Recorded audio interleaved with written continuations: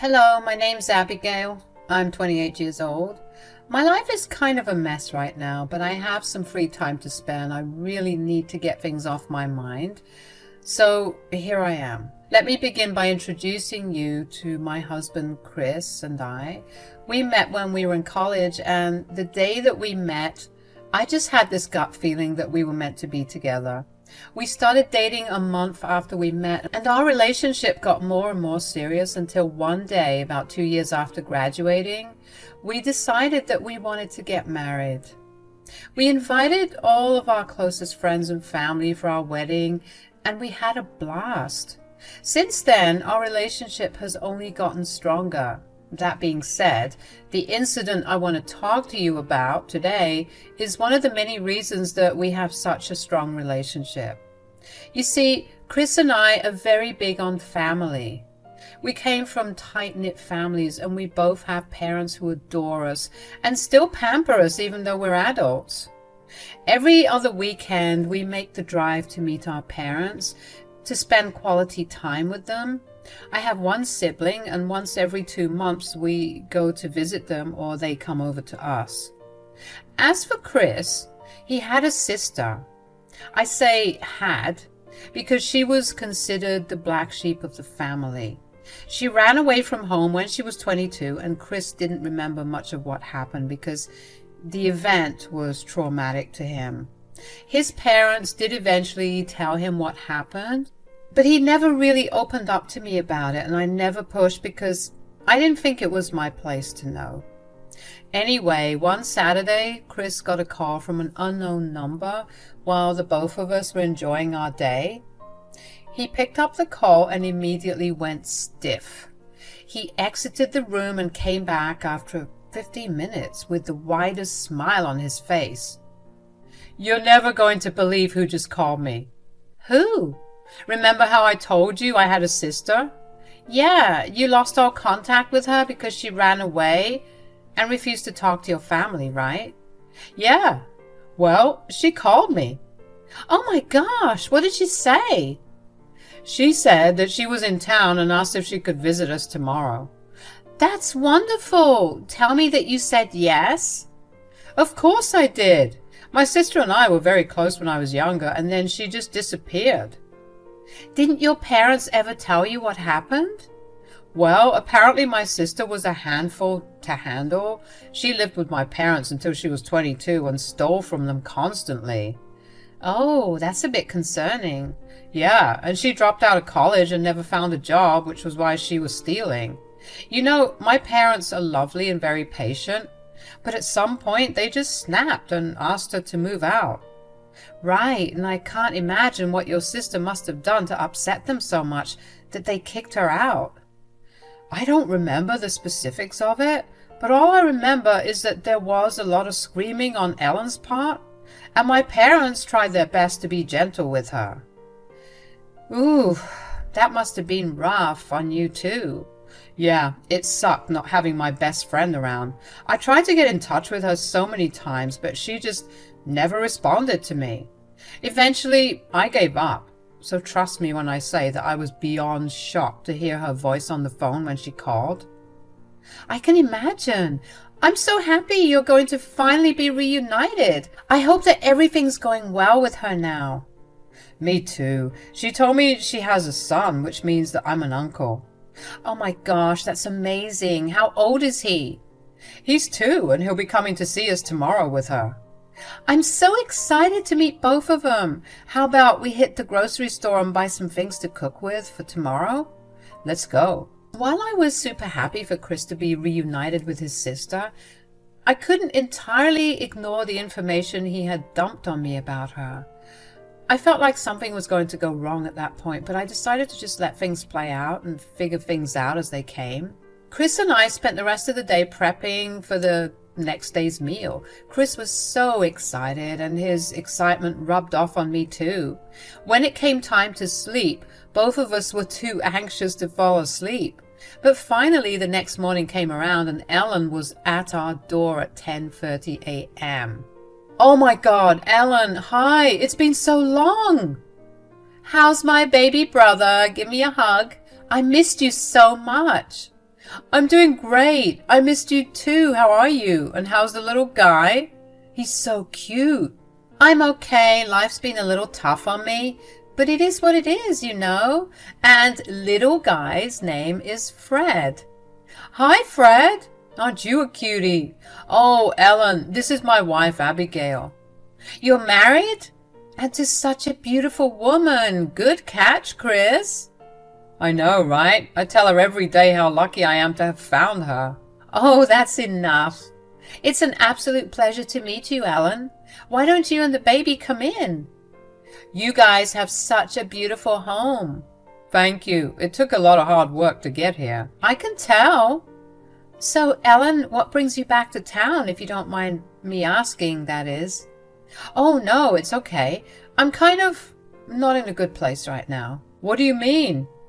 Well, the man I married, Fred's dad, is an alcoholic and very abusive. I couldn't stand living with him anymore, so I ran away with just a few clothes and enough food to last Fred and me for a few days. What? That's horrible. Yeah, well, I came here to ask you for a favor, Chris. Tell me, I'll help you in any way that I can. Do you think both of you could set me up here just for a few months until I can get back on my feet? This is the last place that my husband will come looking for me because he doesn't know where my hometown is. I would love to let you live with me, but this is a decision that Abigail and I must make together. Abigail, what do you say? You don't have to feel obliged to let me stay here. Maybe you could just help me out financially until I find myself a job and I can take care of myself. I'll live in a motel or something. That's absolute nonsense. I'm not letting you and your child stay in the motel. We have a place here in your family. Of course we'll help you out. Really? Of course. Besides, I'm sure that Chris would love to catch up on all the years he missed out with you. Thank you guys so much. You have no idea how much this means to me. Anytime, Ellen. Now, why don't you go wash your hands and meet us at the dinner table for lunch? I was genuinely happy to be able to help Ellen. I couldn't imagine what she must have gone through and how much she must have struggled. So even if there was a nagging thought in my brain to be careful considering her past, I let it go because I wanted to believe that she was a changed person. Boy, was I wrong. The first month that Ellen stayed with us, she essentially lobbed her baby off to us. She barely took care of the child and sometimes even forgot to feed it. I didn't say anything, but Chris and I did take over the childcare duties after that. I arranged and paid for a babysitter for the baby when Chris and I were at work. When we got back home, we took turns making dinner and taking care of the baby. During all of this, Ellen just sat around and watched TV. When we confronted her about her lack of care, she told us that she was stressed and seeing the baby only made her panic because the memories of her husband would flood back into her mind. We believed her and told her that we would help in any capacity that we could. The second month is when the stealing began. Now, Ellen wasn't stealing anything big like money, but it was more so the food and my things. Chris and I like to label our food sometimes when we really want to have something. If there's a label on a Tupperware containing food, then nobody but that person gets to eat it. We explained that to Ellen, but she never cared.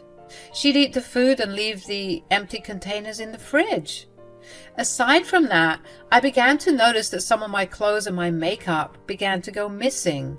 I knew that Ellen was stealing my clothes because I'd find my clothes in her laundry basket. And the makeup because, well, she asked me to clean her room, and when I did, I found it there. I confronted her about this, and she told me that she had no money and she felt too embarrassed to ask me for things, so she just took them. I told her that I had no issue with her borrowing things as long as she asked me, and if she wanted, I could help her find a job. She agreed to let me help her find a job, but she never went to any of the interviews I helped her get. By the third month of her living with us, I was thoroughly exhausted. She would leave her messes everywhere and demand that I clean it up for her. She treated me like I was her maid, and it irritated me to no extent. She would yell at me if she thought the house was not clean enough. or if I didn't do it on time. She also made me the nanny of her child. But that wasn't any different from her behavior from the start. I only held my tongue for that long because I was respectful of her suffering. But eventually, I hit my limit and I told Chris one night that we needed to talk. Chris, we need to talk. I have a feeling that I already know where this is going. Yeah, well, I love you and I love your family, but Ellen's a nightmare. I wouldn't put it that harshly, but yes. I'm not saying that she needs to leave or anything. She just needs to find a job. I know. She's been here for what, 2 months now? And I haven't seen her make an effort to look for a job at all. And I've tried to help her too. I've set her up for interviews at many places, but she never showed up for them. Yeah, not to mention she's a horrible guest. Like, I love her and all, but she's filthy, and it bothers me because you know how much I love my spaces to be clean. Yes, honey, I try my best to keep things clean for you, but sometimes I'm just so exhausted from work that I can't. I've told Ellen to pick up after herself, but she just got snarky with me. I know. I got dished that same snarkiness when I asked her to do the same thing.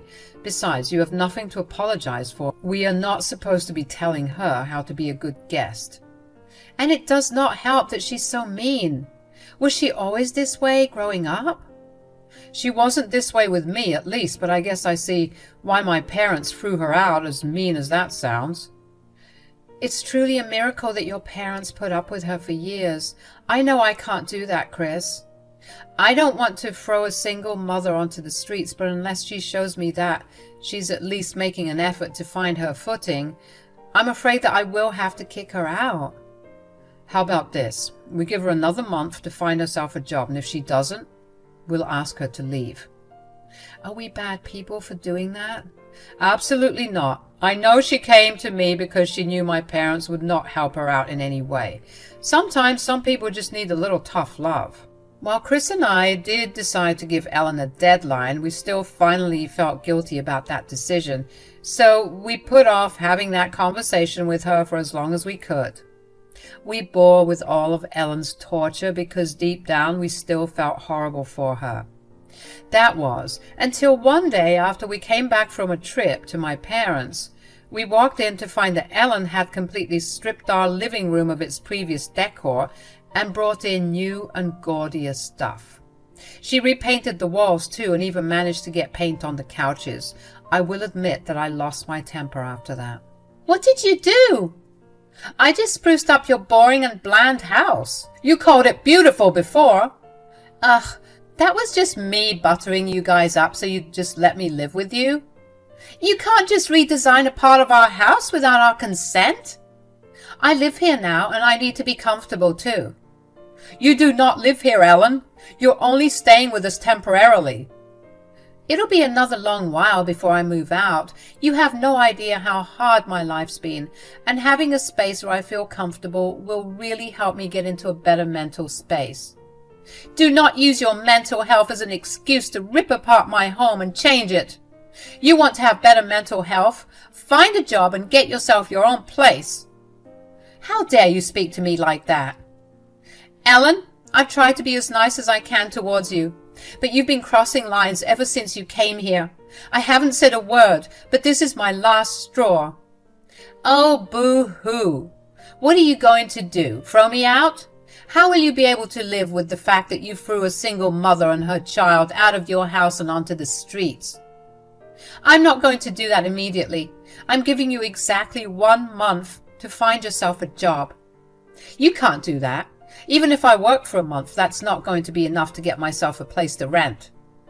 Yeah, I don't expect you to do that. What I do expect is for you to get a job, start saving, and start taking care of yourself and your child.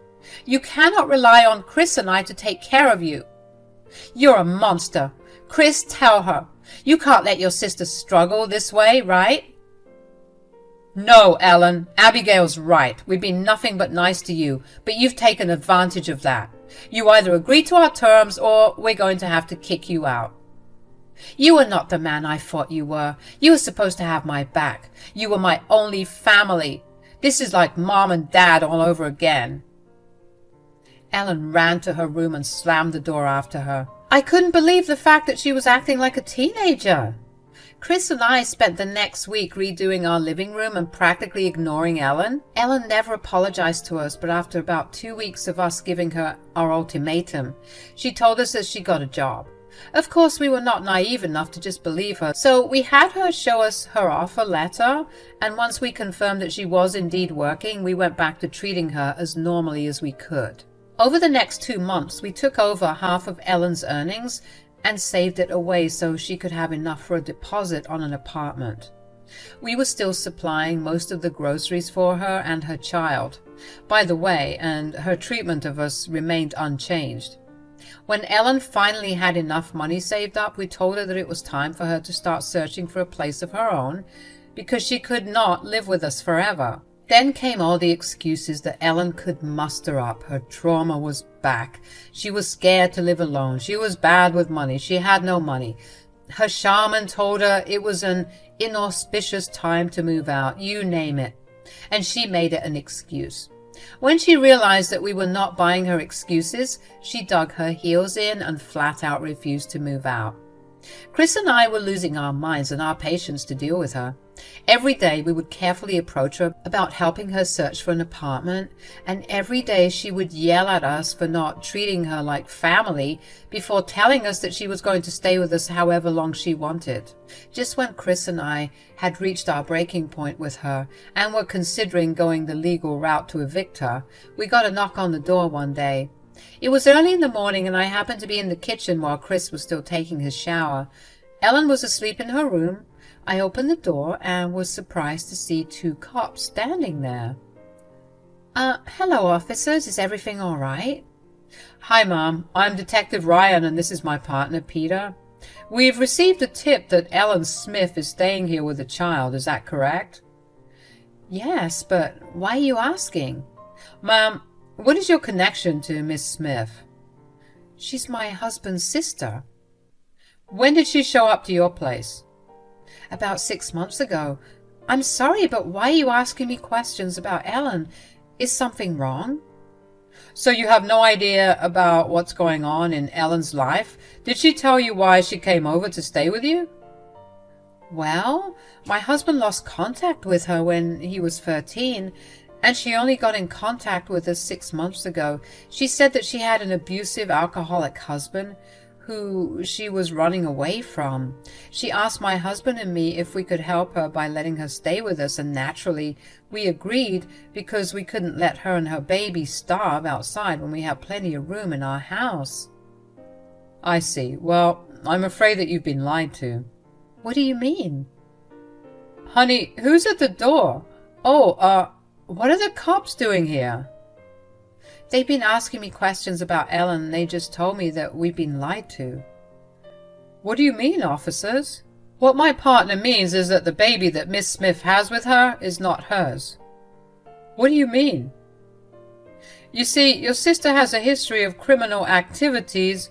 Granted, they are all petty crimes, but they are crimes nonetheless. 3 months ago, she got into a fight with one of her neighbors, and in an attempt to get revenge on her, she stole the neighbor's child when they weren't looking." Oh my God, I swear we had no idea about any of this." "We were only helping her because she was family." "Don't worry, we believe you. We just need your help finding out where she is right now. And of course, we will need you to come down to the station and give us your statements." "Of course, we'll do anything." "Ellen's currently sleeping in her room, and if you're worried about the baby, he's completely fine." "Do you mind if we step in and make our arrest?" "Of course. Please, come in." The 2 cops walked into our house as quietly as they could. We led them to Ellen's bedroom, and they told us to wait outside.